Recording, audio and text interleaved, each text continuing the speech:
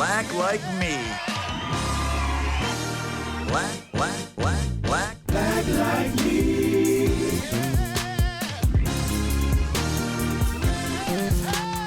Black like me.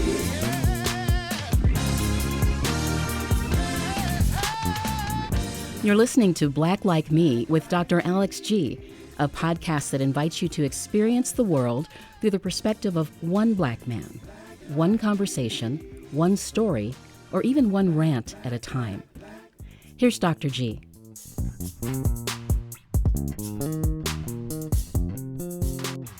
Hey, good people. I want to welcome you back to another exciting episode of Black Like Me with Dr. Alex G. Now, you know, when I'm dropping episodes, I always tell you that it's my joy to bring you into exciting, scintillating discussions with Black colleagues around the country, around the world, who are just doing exciting things, and just talk about our exploits and what life is like for us. And today is no exception. Buckle up. This is going to be a great one.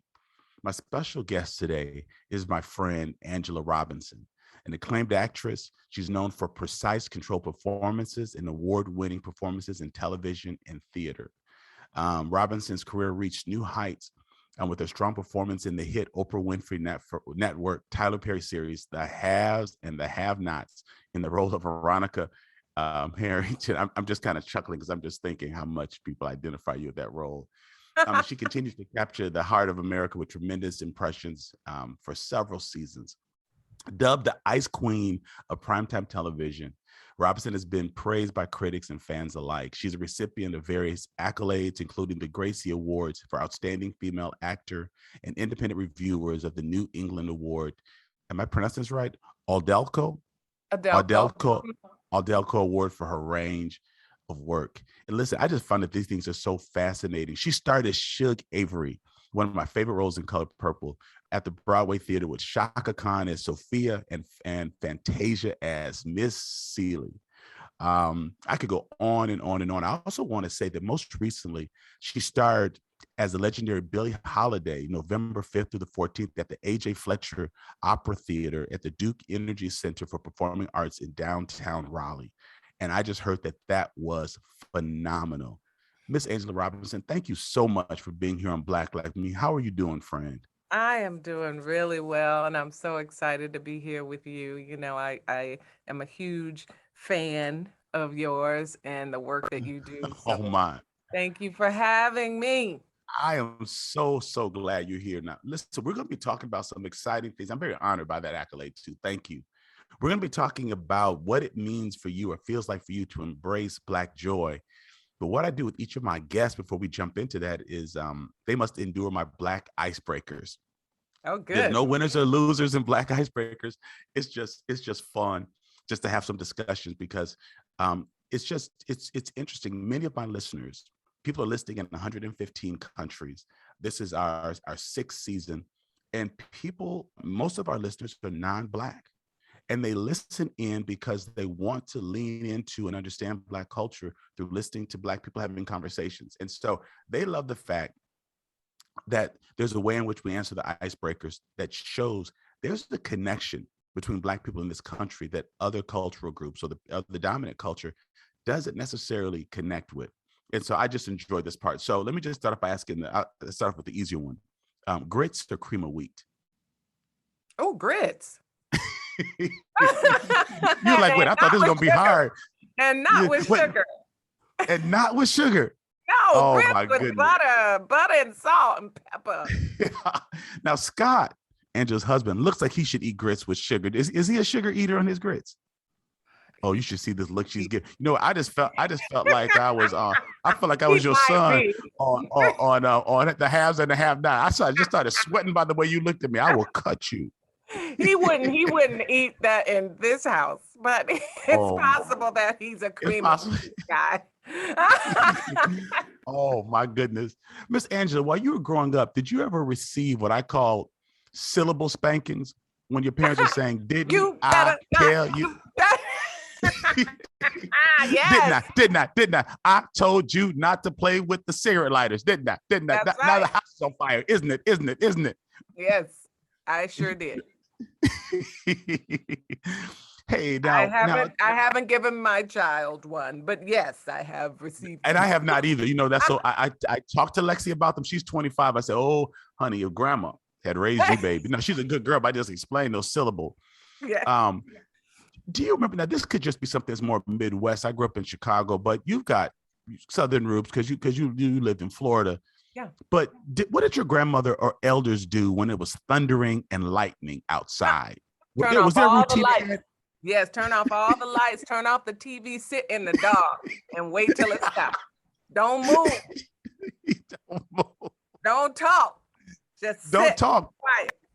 because the Lord is doing his work. The Lord is doing his work. Honey. The Lord is mad. We gonna let the Lord get out. Oh my goodness, Angela. Oh my goodness. You know what? Tell me this. That the old folks, and when I say old folks, listeners, I don't mean this disrespectfully. We just meant the elders. That the old folks have a saying where you grew up of what it meant when it was raining and the sun was shining. Does that sound familiar? When Looks it like was you're trying to raining remember. and the sun was shining. They would say that the God is- devil was doing something. Oh, They would really? They would say the devil was beating his wife. That's what the old folks would say. Like, Yes, they did. Yes, they did. you remember that? You I remember? remember that. Yeah. See, I love this, how there are these connections. Do you know what it means, ma'am, to split the pole if you and some friends are walking down the street? You don't ever split the pole. To this day, my husband will not split the pole. He'll fall on the street before he splits the pole. Listen, I got a couple of white buddies who like to mess with me because they listen to the podcast. Mm-hmm. So we're walking down the street and they'll say, "Hey, Alex, look, I'm walking on the other side of the tree." And I'm like, "Man, that's not, you about to lose your only black friend. We can't split the pole." So again, non-black listeners, splitting the pole is when you're walking down the street together and there's a street sign or a street light or a mailbox or a bike rack. You must all move on the same side of that object and do not divide yourselves amongst it's called splitting the pole. I love that. How about this, Miss Angela? Did your family have a tradition of what it meant if someone dreamed about fish? Oh my goodness. Yeah, somebody was having a baby, right? Yes. Yeah. Ooh, child, I dreamed about fish last night. And then you start looking around like it ain't me. It ain't me. I know. Oh my goodness. I just love the fact that when I interview guests, whether they're in California or from Florida or from Mississippi or from Wisconsin, we have these similarities. I just got a couple of others. I love that you're doing this. Did you have play cousins when you were growing up? People who you didn't realize were not relative? I still have play cousins. And they're introduced as cousins, aren't they? My cousin. This is my cousin.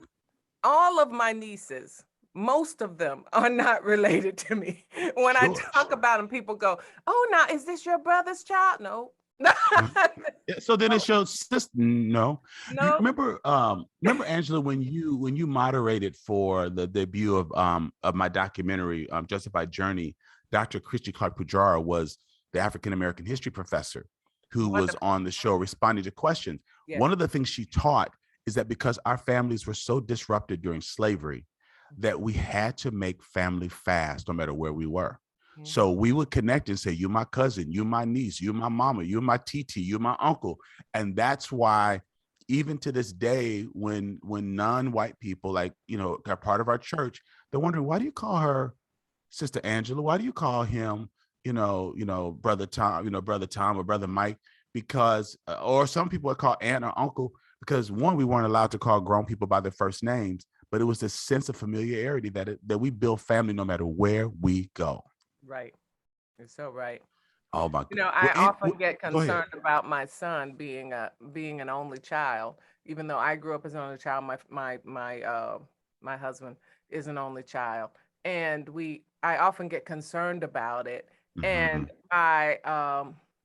I would love for him not to be, but on the other hand, when I tell you how many TTs he has, yes, he has so many aunties, and so it's really about being sure you put community, around your kids. Definitely. And he's got so much family that's not even related to him. That's his auntie. This is my auntie. This is my TT. Exactly. That's how we roll. Lexi is an only child.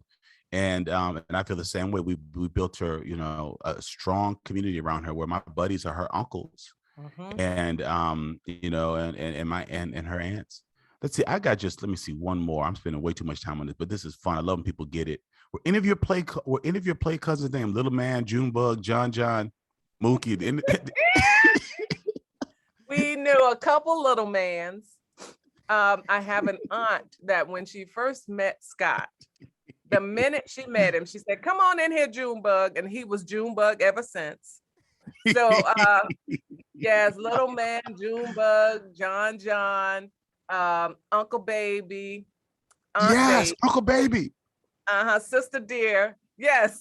Oh, bassist. You know, we had an aunt they called her bassist. I didn't know what that meant, and it was like baby sister, but they used to call Baby her sister, baby bassist, sister. yeah. Oh my goodness. All right, Miss Angela, let me stop. I could be on that all day, but thank you for that. But I love being able.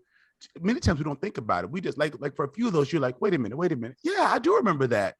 I don't think we knew while growing up how universal those things were. And we didn't have Twitter and social media. So again, how Black people from coast to coast held some of these same things in common. What your grandmother did or the elders did during a storm is what my grandmother did, including covering the mirror sometimes with a sheet or something. That's right. It just reminds me we're going to be okay, because Black people, we know how to indoctrinate. We know how to hold strong to convictions. We know how to love and make family. And although these all make me laugh, it just reminds me of the tenacity of our human spirit. So thank you for entertaining me, for humoring me with that. So tell me a little bit, where did you grow up? I know you went to school in Florida, but did you grow up in Florida? I grew up in Jacksonville, Florida. And Jacksonville, some people don't think of Florida as the South, but it ain't Jacksonville, ain't Miami. Yeah, it borders Georgia, and so it's very, very southern. And that's where I grew up. I went to college in Tallahassee, Florida. At the Florida A&M University. That's right. I forgot to mention that. You're by the, yes, ma'am. Yes, HBCU in the house. And yes. Yeah, so I moved to New York. This Southern girl moved to New York, you know, some over 20 years ago. But those are my roots. And my parents, my mother was from Panama City, Florida, which is way southern, Alabama border. Oh, sure. And my dad was from Marianna, Florida, which is country. So when we visited their family, we would always say, we're going to the country this weekend. Wow. Now, you must have known from your college days that you were interested in entertaining and theater. Were you interested in high school and younger, or did that come about in college? Definitely younger. My mother was an English teacher who was over the drama department, and she always directed the senior class production. So I sat in on all of her rehearsals and fell in love with theater. I knew all the lines. I knew everybody's lines, everybody's songs. You know, everybody's understudy. Yeah, and Could I have was been. 10. I was 10 years old. So I knew I did not have an idea of how to make that a career. But I definitely knew that I loved it and that I wanted it to be a part of my life. And so did you major in theater in college? No, it was forbidden. Really? Okay. My parents said, now, wait a minute. you got to get a degree. It's one thing to know the lines. It's one thing to sit up and know the lines, but no, we didn't send you to HBCU. Yes. I mean, wow. I think they came to regret that decision, but in terms of, I did it anyway. I still became an actor. So sure, they were trying to get me to get a real job, I think. But I think they totally talked about later, oh, we should have because I ended up quitting acting to go back to acting school, and I would not have had to make that step had I studied it in the beginning. And they respected the fact that I still went back and got my training. And you know, my parents were unique in that they weren't hugely successful at first. They thought, I mean, not successful, they were successful, but they weren't hugely supportive at first. Sure. And they didn't quite get the whole actor's life. But I tell people all the time, even though they didn't get it, I don't remember ever being on stage that they weren't in the audience. They were always there for me, even though they not now what now how much they pay you, so they Right. were always. So as things began to grow and they saw I wasn't going to give this up, they definitely got on board even more. But majoring in it was something I couldn't do. Now I will say, even though I wish I wouldn't have had to go back to school later. Right.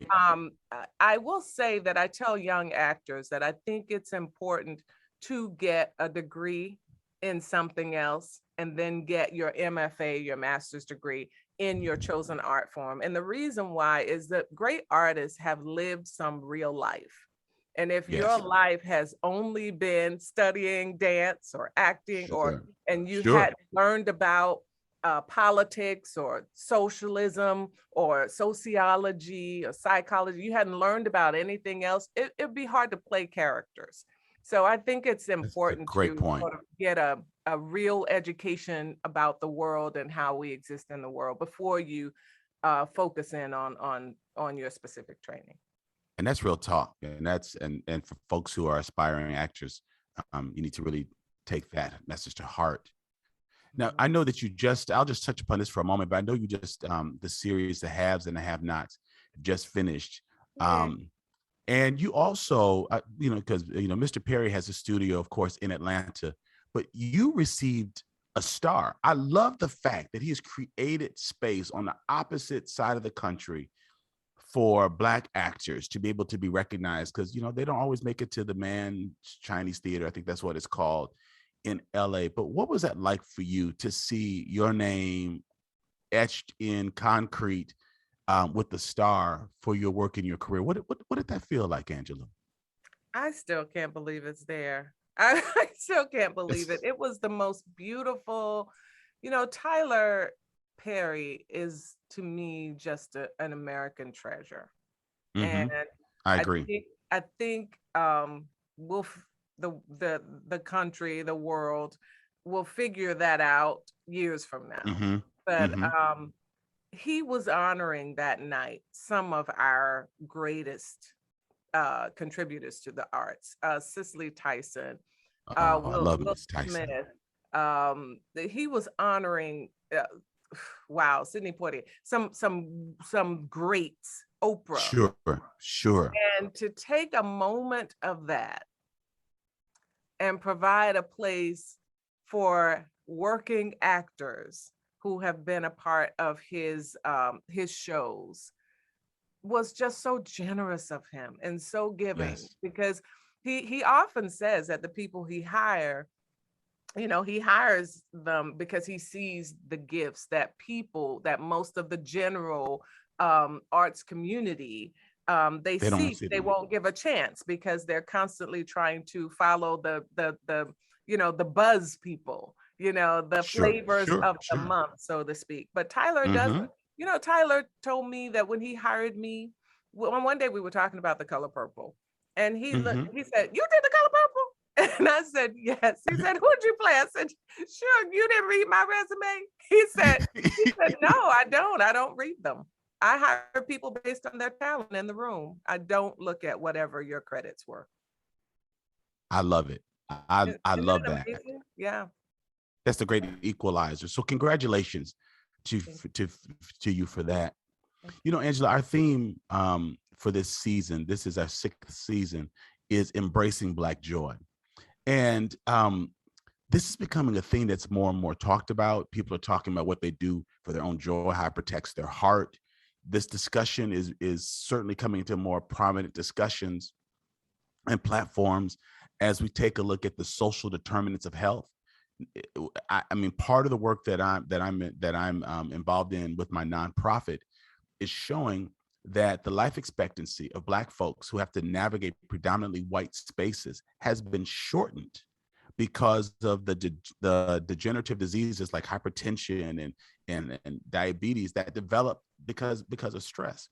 And so I feel that Black joy, or embracing Black joy, is becoming more important in our discussions. And one of the reasons that I reached out to you is that in some of your Instagram posts and social media posts, I just, you look free, you look excited, but I also see more pictures that seem Afrocentric, whether it's the style of your hair or the style of the clothing. And so that's why I reached out to you just to ask you a couple of questions about one, how you're experiencing that, and how you see it playing out in the world of entertainment. And one thing I'll say that'll lead us into this discussion is I think part of Tyler Perry's magic and his success is that he reclaims things on the big screen that is very familiar to Black people, like referring to a grandmother as Medea. Like people just think, oh, that's her first name. But, Black folks used to say Mother Dear so fast, or Medea, that it became Medea. But I know all kinds of Black folks who call their grandmothers or great grandmothers Medea. But even the way she dresses or some of the dialogue gives us a chance to celebrate our Black joy, because those things were never on the screen. We didn't necessarily talk like that at school. And so I feel like in the theaters, in the playhouses where he started, and then in the movie houses, or the movie theaters, I think it gave millions of Black people a chance to not only see themselves, but laugh at the richness of our culture, the way you and I laughed at the Black icebreakers. And so I'm just curious about, one, just your own journey as an HBCU graduate who's done mainstream work. What comes to mind when you think about the topic of Black joy, and do you think that there's a resurgence in people talking about this now, or is it just me? No, you're leading it. You're a leader in the culture talking about it. But Thank you. I think that in general, Black joy has everything to do with authenticity. If you're not being Yes. who you are fully in your work environment, your church environment, and your friendships, there's no way you can have joy, because you're constantly living in pretense. And I think what I really, really love about this generation is one of my favorites, the young people. Mm, I love the way they don't pretend about their faith, and they don't right. pretend about their culture. Um, True. and so I grew up with that. My father was extremely intentional about my education. Hmm. I went to an all Black elementary school. My mother was a teacher, like I said, so I could probably go to whatever school I wanted to go. I went to a junior high school that I was bused to, that there was not a lot of Black people there, Hmm. that I was a part of integrating. He was very intentional about me having all of these experiences. And in every case, he would say, I think I'm going to leave you there because you're excelling. And I remember when I went to the all white school and I became the homecoming queen, my dad was like, what? Yeah. But on The the way to homecoming school, queen. yes, when we got off the bus on the way to school, we got beer bottles thrown at us saying, go home, nigga. So, but once we got in Wow. school, I was able to really embrace the culture there. But the one thing that I remember about it, and the one thing I've held on to, was I never became white. I never became like Mm. white folks. So if I became homecoming queen and student council president, as I recall, it was still me being me. I It love it. was still me being Black me, with my Medea, with my sister dear, all of those things. I was never embarrassed by that. That's who I am, and I'm gonna go to school and be homecoming queen, but I'm gonna still eat sunflower seeds, pumpkin seeds, now and laters, and lemon heads. and I might smack my lip. So, of course, my parents taught me manners, but in general, we just gotta stop the pretense, and that we're all trilingual Black people. We have to be. Yes. We have to learn how to function in a lot of different areas. But in the end, it can't be pretense. It has to be just an extension of who we are. I know how to speak in this situation. I know how to sell this thing, but I'm not faking it. This is just a part of my education and my training. I know how to do that. But I'm not faking at all. When it becomes I'm faking, I'm being this other thing for this moment so that I could get along with these people, that's going to lead to a lack of joy, because you're not being your authentic self. So I just enjoy, one, being around people where I could be myself, like Yes, Peter yes. and, our friends Yes, of at course. and that kind of thing. But even though they don't appreciate me being myself, that's not going to stop me from being Right. myself. I don't know how to be anything else. And I love that my Italian friends are who they are. They express Yes. their culture to me, and I love it. My Latino friends, I love it, express their culture to me, my Jewish friends. And so I have often wondered why Black people feel like they have to hide 100% who they are. And I refuse to do that. And I I think love that's it. where joy comes from. I love it. You know, I can remember one of the most memorable scenes from Alex Haley's Roots, when the LeVar Burton character is playing Kunta Kinte, and they're trying to get him to say that his name was Toby, and he kept saying Kunta. And that epitomizes the pressure that I think Americans put on outsiders to mainstream people, because there was a threat historically of our culture that there would be an uprising. Even though there wasn't an African language, we came from at least 15 different countries, 15 different dialects. Yeah. But there was this fear, this pressure that our faith, it was illegal to read, it was illegal to pray, it was illegal to go down and have those prayer meetings.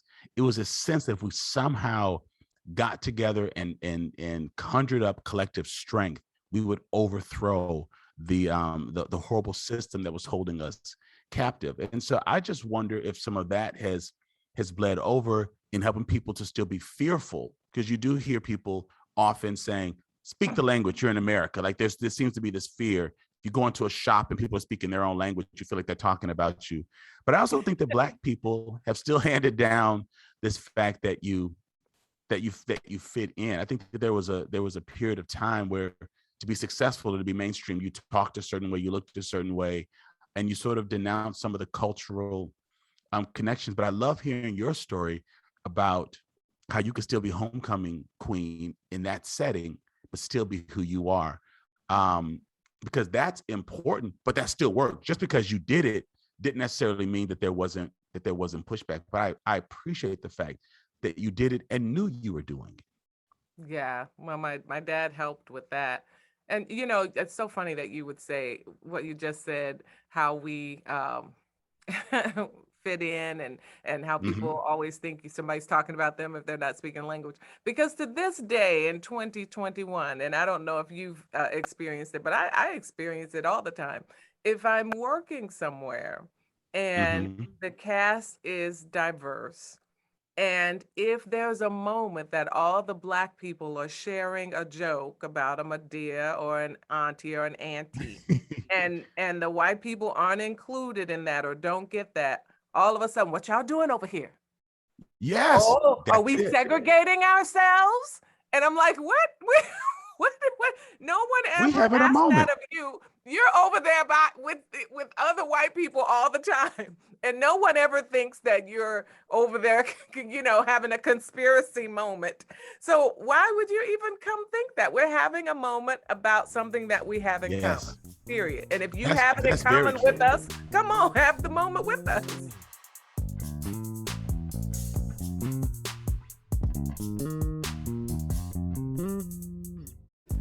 This is Jesse Mopan, originally from Port Townsend, Washington, currently living in Madison, Wisconsin. I listen to Black Like Me because racism and white supremacy are very powerful forces at work in our society today, which I'll never understand through my own lived experience as a white person.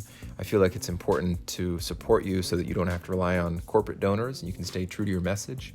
And I heard about you through word of mouth. Thanks and keep it up. When you sign up to support Black Like Me as a patron, you support the creation of better quality content and a better society. You help to plant the seeds for a different and better tomorrow.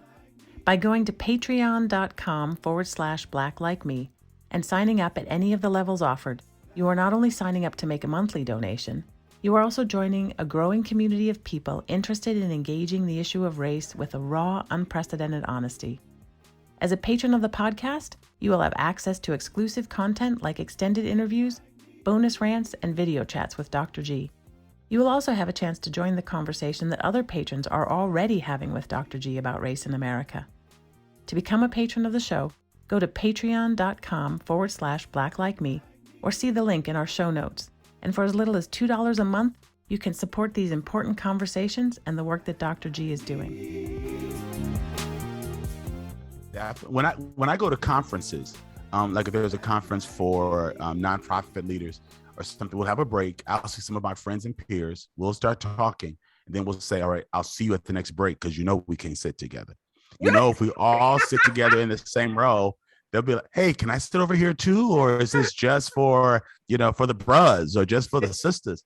You're right. People get nervous. Majority folks many majority folks will get nervous if they sense that happening. I remember in my high school, 2,000 students, and my feeder school was a school that probably was half Black.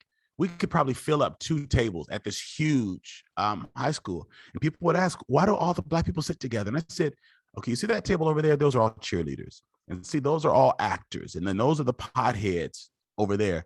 And they're all white, and no one has a problem with it. You have 2 tables where we have not seen each other since we rode the bus here early this morning, and y'all think that we're plotting a takeover. No one sees white people sitting together. That's just general population. But you get a couple of Black people laughing at something, singing something. They don't even say it with Asian people sitting together. They don't say no, they're really right. But when they see us, like, "Oh, is it a meeting? What y'all about to do? What y'all about to do?" I'm watching you. I got speed dial. We're like, dude, we have things in common, just like you have things in common. I don't understand. Exactly. And I think people who are listening don't realize that we're always asked to explain. So it's one thing if someone thinks that, and then it comes back around to you a few months later. Angela, when you're at that event, some of the people said, people will actually come to you and do that. I'm in a fraternity, so every once in a while I get together with my brothers and we'll have a special kind of event. We'll wear tuxedos and then we'll go to a cigar shop and we'll sit down and we're looking pretty sharp. But people, and sometimes we're having deep conversation. Like we'll have, dignitaries who will fly in to be the speakers at these events. And so we're having these intense discussions. One time it was the first Black pilot for Northwest Airlines, and he was just talking to us about what it was like in those days. People just interrupt us. What is this? Who are you? What are you performers? I would never think to walk into a cigar bar or lounge and see 8 white men in tuxedos talking and walk over and interrupt the conversation and say, what is this? Who are you? You're looking so dapper. It would never occur to me in 1,000 years to do this, to the point that we have to even think about where we go for our after sets, because so many folks either will break into the circle to want to sit there and find out what's going on or ask us what we're doing. I know.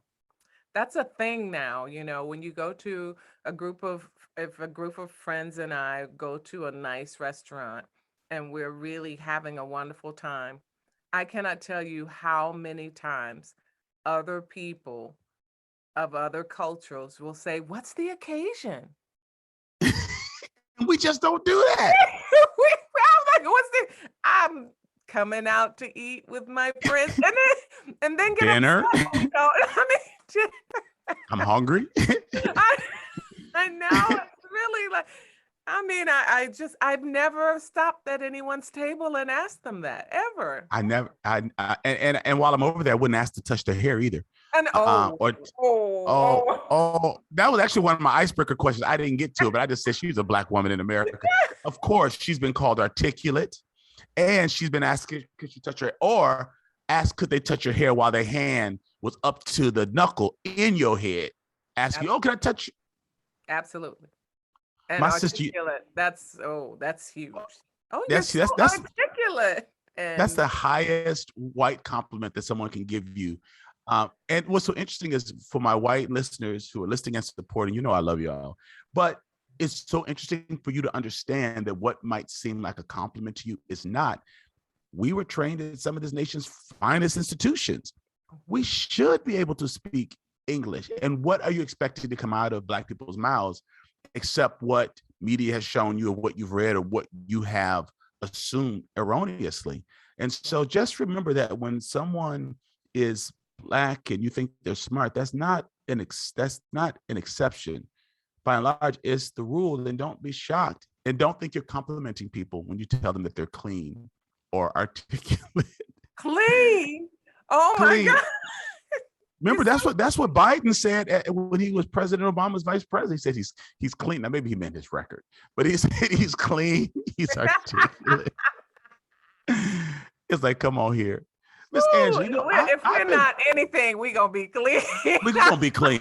Listen, I'm telling you, listen, this, and the poorer we are, the more our house is gonna smell like pine sol, ammonia, And or bleach. bleach, because you can eat off the floor. You can eat off the floor because they're like, look, I don't have furniture, but I don't have roaches either. Listen, and so those are the cleanest, those are the cleanest spaces. Yes. My goodness.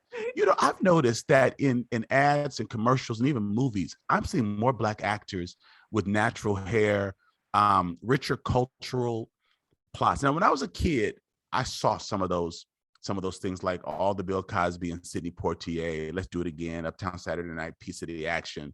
I'm too young, or my mother didn't let me watch the Foxy Brown kind of stuff, but I do remember that it felt more cultural. Like when I show those movies to Lexi, the church scenes or the cultural references are just blatant, which as I grew up, I didn't see a whole lot of that in acting, but I just noticed even in the commercials, just again, so many, braids, twists, dreads, we used to call them naturals when I was a kid, afros, but again, the cultural plots.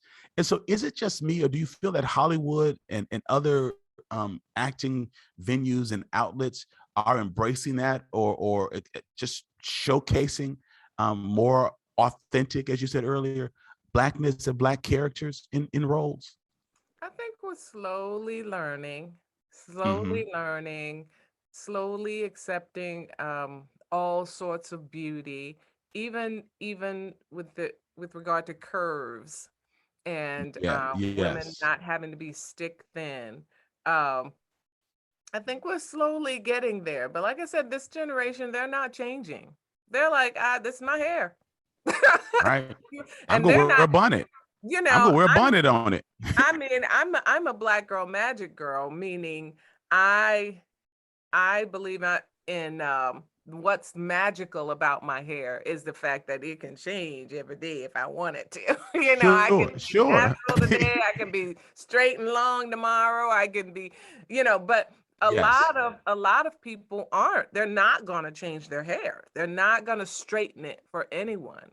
And and so these are talented actors that producers want to hire, and they have to take us, how we are. So, and I think a lot of us are fighting for. I remember my beautiful co-star Crystal Fox on Haves and Have Nots.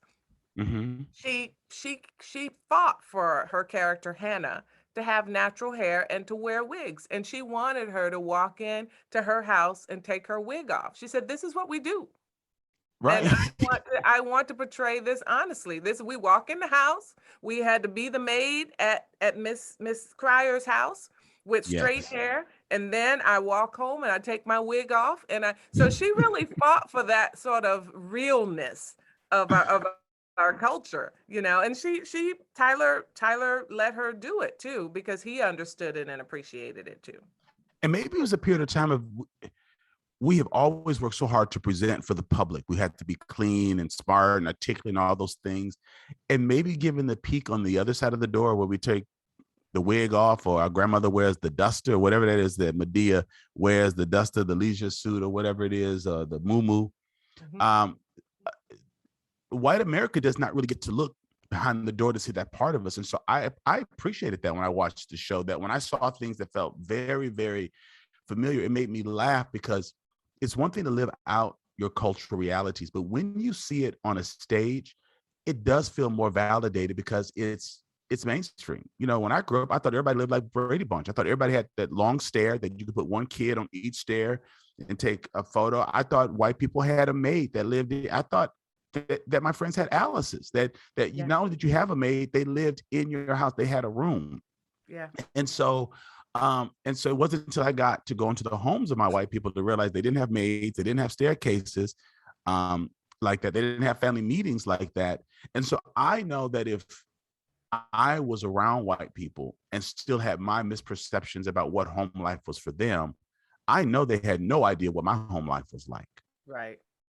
And you know what, Alex, the pretense, you're so right, that we worked hard and our parents worked hard for us because our parents were the ones to break the door down first for us to walk through. Yes, they And did. and they worked hard. And so we felt like we had to put on our best. We would dress up to go downtown. Remember that? And, It sure we would. we had to dress to go shopping because, we Yes. had to put our best foot forward all the time. And I appreciate that our parents did that. I appreciate them because I know they were doing the best they could at that time. But it hasn't worked for us. So to Right. keep it up would make no sense. It doesn't stop us from being gunned down on the street. It doesn't stop people from killing us unarmed and without just cause. And so, because we've worked so hard to put on this thing and to dress up and be the perfect, great Black person, it's not helping. So, Wow. so I think that kids today and this old lady me have decided if I'm gonna go out, I'm gonna go out being me. I'm not gonna Oh, I go out love it. pretending. I love it. I love it. You're right. They have not worked for us. When I watched 42 with the story about Jackie Robinson, he couldn't go in through the front door of the very hall that was honoring him. Or that Black people would wear gloves. I mean, like the dressy kind of 1960 gloves that you pull off like a finger at a time, because they went halfway up your arm. But we still sit in the balconies and like you said, called nigger right in the theater. I mean, right in the ballpark. And so you're right. There's this sense of, if you gonna think a way about me and there's nothing I can do to change it, then I'm gonna show you who I am. You're gonna still think what you want to think, but I'm gonna show you. But I'm not gonna spend my energy trying to appease you, and you're already calculating how you're going to cut me off at the knees. And I think that is an extremely powerful definition of Black joy. When you throw it all out the window and say, I'm going to be me, I'm going to eat what I eat, I'm going to like what I like, I'm going to do what I do, I'm going to sit with my friends in gatherings, and I'm not going to be apologetic. That's powerful. I love that you said that way. Mm-hmm. I know you have to get up to another meeting, but I just want to say, as a person who did not grow up with Black teachers, I think between when I moved to Wisconsin in second grade, I think I might have had 3 Black teachers from the time I was in second grade to graduating high school. And I attended the University of Wisconsin, Madison, and I majored in economics and Afro-American history. But in the Afro-Am department, the chair was a white gentleman named Bill Vanderburg. Now, he was a brilliant scholar. He was my advisor, and I learned a lot from him. But some of the key courses in Black history, I learned it through the lens and even through some of the cautiousness of a white male. And so for you to start off life seeing an educator in your home, but seeing Black teachers, I feel gives you a head start on Black joy, because you didn't grow up having to sort of pretend. You got to just be Angela at school and had teachers who understood you and teachers who held you accountable and teachers who probably went to Sunday school with you or to church with you, who like, if you act up, I'm going to get you. And then I'm going to call your mom and tell her I got you. And then she's going to get you for getting got. And then I'm going to look at you sideways at church. Like, you need to be up at that altar praying because, you was drawn on the walls. And so I just want to ask you just this, and then I just have 2 closing questions. Looking back, do you feel that having that Black environment as an early education and going to an HBCU helped you own or understand what your Black joy was? Absolutely. Absolutely. My husband had the complete opposite experience as me. And you know him very well. Yes, he's a good friend of mine. But he never had Black teachers. And we've discussed it. He had to work to come to where he is now. And that's why I always say there's no excuse. Sometimes you just have to do a little more work, but there's no excuse to not own your culture and who you are. And he did that work brilliantly. But my father insisted there was no option. You're going to an HBCU. You can go to graduate school wherever you want, but you're going to an HBCU for college. I love it. And it totally changed. It's the only place in the world that I will ever be that I will be around educated, smart, inventive, creative, brainiacs, movers and shakers, all in one place and all Black. And the myth about HBCUs is that it's all Black. There are many white people at HBCUs, but there's still because they know the quality. there's still a certain culture Yes. that is ours. This just like if we went to, our kids go to a Jewish school or any other school, there's the culture that's there, that it's not based on the race of that it's a Jewish school, but the culture is there. And the Black culture was definitely there. I took African studies from an amazing teacher named Naeem Akbar. And he's written several books, and he was amazing at talking and he taught at FSU, which was a white school. So it was very few of us in there, but he was amazing. So it changed my life. It changed my life. And you know what? It made me love everybody better. Other folks. I love, yes. Because when That's you the thing really about it. get loving yourself, love your You can love neighbor other as people. yourself, you can't really get to the loving other people because you You gotta really love can't. yourself. You know, And so listen, yeah. no, I didn't mean to cut you off, please. I'm sorry. I just want to say to our white listeners, when white folks came to this country, they were giving the option of becoming white and not focus on being Polish or German or being Irish. And so when we talk about our culture, it's hard for people to embrace it, but their great grandmothers understood it because she cooked based on that culture that shaped what she sang as a hymn.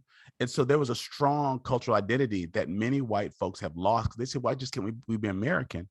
And that was what America did to give them access. Because if you weren't white, you were Black and couldn't have access. So people lost their pure cultural identity in order to receive this capitalistic sort of assignment by America as white. Two quick questions in just 1 minute, because I want you to get to the meeting on time. No, If you could act with anyone, no, I don't want to make you late. If you could act with anyone in the industry on a project that you get to design, and it doesn't mean that you wouldn't act with others. So I don't want anybody to listen to this and say, oh, she doesn't love this person, that person. Is there just someone, a performer, living or dead? I mean, living, living or dead. You say, if I could act with them, I would do that in a moment. Does anyone come to mind? Alicia Rashad. Really? Mm-hmm. Okay, I love that. Miss Tyson before she left us. But I think we have some living legends left. And I think so too. Fantasia is one of them. So I fell in love. Yeah, I love that. I love her. And I fell in love with Miss Tyson when one of the first movies I remember going to was Sounder in the early 70s as a kid. And second question, this is strange. So this is meant to be facetious. My last one. If you could bestow Blackness on any white person for a day so that they could become more enlightened, who would you wave your wand over and say you are Black and loving it for 24 hours? Who would that be? I can't say because she wouldn't like it. And your audience might know who it is. I don't want to put her out there like that, but you would. You got somebody. Yeah. They would be Black for a day. Here's what I've learned, and this is a sad truth. I have white friends and Asian friends. I have friends of all cultures. Sure. And I have some friends that I have been totally me with, that I have invited into my home. I have answered every question. I have been there. You've, your auntie to my baby. We have been there with one another. I've spoken truths. I've listened. Yes. And when things happen in the world, I realized they still didn't hear me. They weren't listening at all. They weren't listening. I had this one friend that I was very hurt.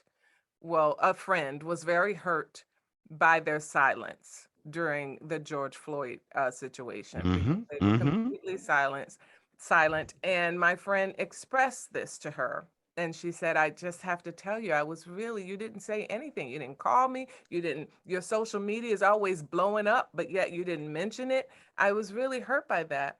And she apologized. And then you know what her comment was after that? But I still think Ancient Mama should keep her name on the pancake box. No, she didn't say that. She didn't say that. Yeah. That was her. Yeah. Yes. So all of that, sometimes your time is valuable and your heart is valuable. And you can only do what you can do, but in the end, people can only receive it to the degree that they're willing to receive it and grow. And You know everybody's what? not willing to do the work. And for me in this stage of my life, choosing to not do that for folks gives me extreme Black joy. Just saying, no, I'm not gonna invest. I'm not gonna do that. I'm gonna choose not to. Yeah. Listen, I am so glad you're here. Listen, you all, my special guest and my good friend is Miss Angela Robinson. I'm so glad that you're here. I know your day is wild and crazy. In addition to all the accolades, she's a committed and devoted wife and mom and community servant and a deep thinker on issues that far extend beyond the roles that she plays. Angela, I am so honored that you took out time to hang out with me today to talk about embracing Black joy, and you gave us some insight that we really do appreciate. So just know, I know you got to get to your next thing. Thank you for your time. Say hello to my brother Scott, and that we need to hang out in New York He loves soon. you so much. He loves you. I can't wait till you come visit us. And you got to meet Robbie. I know. I gotta meet. Tell Robbie's got another uncle. He lives out in Wisconsin. He already knows. Every time we see you on TV or something, we say, that's Uncle Alex. Oh, I love it. And I'm going to teach little Robbie how to eat sugar and butter on his grits. And you're like, not up in this house, not up in this house. All right. Miss Angela, thank you. Blessings on you and your day and on your career. You are a gem. And it's just been great to talk with you today. Black like me. Black like. Thank you so much for joining us in season 6 of Black Like Me with Dr. Alex G. Now, I've got some special shout outs to the many talented members of our ever-growing production team. Eli Steenlich, who produces the show and handles all of our social media. Don Thornton, my podcast manager, who keeps things running smoothly and arranges all of my interviews. Jeremy Holiday, who edits the podcast. Corey Saffold, who created this year's theme music, and Marcus Fleming on the vocals. And of course, Jakesha Hunt, who is responsible for our fabulous new podcast merch. Thank you for listening to today's podcast. You can find out more about Dr. Alex G's amazing work at alexg.com. Black Like Me is sponsored by the generosity of the Human Family Unity Foundation. Black like me.